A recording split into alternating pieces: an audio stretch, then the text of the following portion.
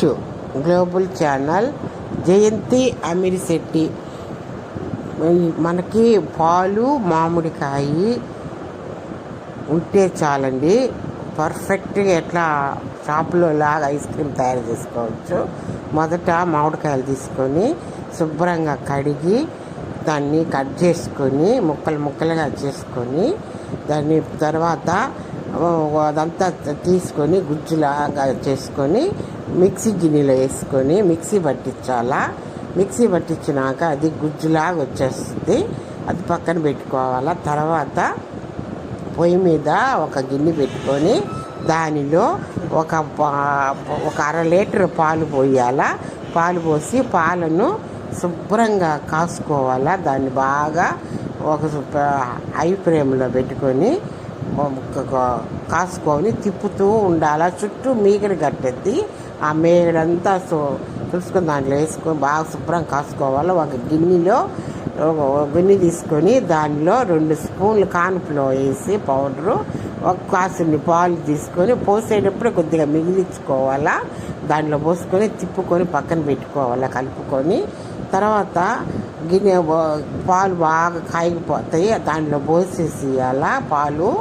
దాంట్లో పాలు ఈ కార్న్ఫ్లోర్ పౌడర్ని దాంట్లో పోయాలా. దాంట్లో పోసేసి ఇప్పుడు దాంట్లోకి మనకు మన రుచి తగ్గట్టుగా చక్కెర, నేనేమో 1/2 కప్పు వేసుకున్నాను. మామిడికాయ తీగ ఉంటుంది కదా, నేను 1/2 కప్పు వేసుకున్నాను. మీకు ఎంత తీపి కావాల్సి ఉంటే అంత వేసుకోండి.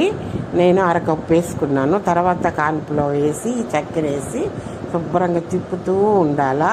తిప్పుతూ ఉంటే అప్పుడు మనకి బాగా చిక్కపడుద్ది. మనకి ఫ్రెష్ క్రీమ్ అన్నా వేసుకోవచ్చు. నేనేమో పాల మీద మేగడ వేసుకున్నాను. మీ క్రీమ్ ఉంటే క్రీమ్ వేసుకోండి, లేకుంటే పాల మీద మేగడ. పెరుగు మేగడ కాదండి, పెరుగు మీద మేగడ కాదు, పాలు కాచినాక మేగడ కట్టద్దు చూడు, ఆ మేగడ వేసుకోవాలా.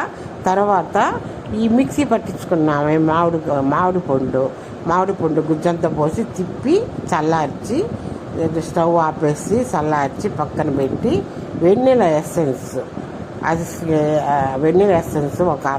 ఒక అరమూత వేసుకొని దాన్ని బాగా తిప్పి ఒక గిన్నెలో ఒక బాక్స్ ఉంటుంది, స్వీట్లు తెచ్చిన బాక్స్ ఉంటుంది చూడండి, దాంట్లో పోసేసుకొని బాగా ఇటు తిప్పి దానిపైన మెరుకురి పేపరు, అది కూడా బిర్యానీ పేపర్ ఉంటుంది చూడండి కవర్లో, అది వేసేసి ఫ్రిడ్జ్లో పెట్టాలా.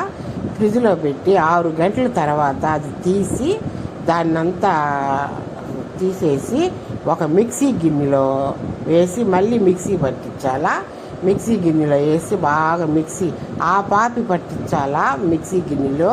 అది మళ్ళీ మిక్సీ పట్టించినాక మెత్తగా వచ్చేస్తుంది. దాన్ని మళ్ళీ మొత్తం పట్టేసిన తర్వాత ఆ బాక్స్లో పోసి మళ్ళీ దాన్ని బాగా ఇట్ట అనేసేసి బాగా తిప్పి ఆ తర్వాత మళ్ళీ పేపర్ పెట్టేసి పేపర్ బాగా అంతా సర్దేసేయాలి. బాగా 4 పక్కలు వచ్చేటట్టుగా సర్ది దానిపైన మళ్ళీ ఆ పేపరు పెట్టేసి మీరు ఆ పేపరు మళ్ళీ కుదిరించాలి. బాగా ఇటు కుదిరించి మళ్ళీ ఆ పేపర్ పెట్టి మూత పెట్టేసి ఫ్రిడ్జ్లో పెట్టేసేయాల.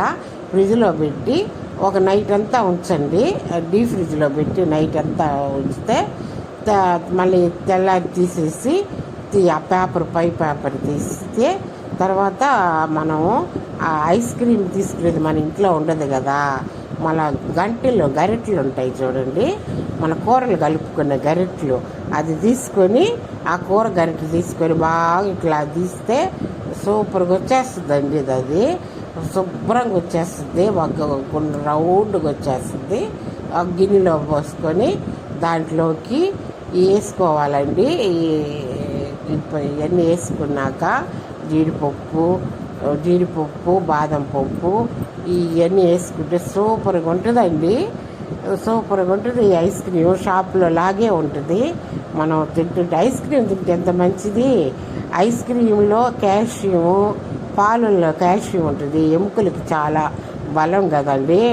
దాంట్లో ఇదే ఉంది, దాంట్లో పాలు కార్న్ఫ్లోర్ ఇదే కదా, మామిడికాయ విటమిన్ మంచిది, కంటికి మంచిది. ఈ పాలు కాల్షియం ఉంటుంది, ఎముకలకు మంచిది.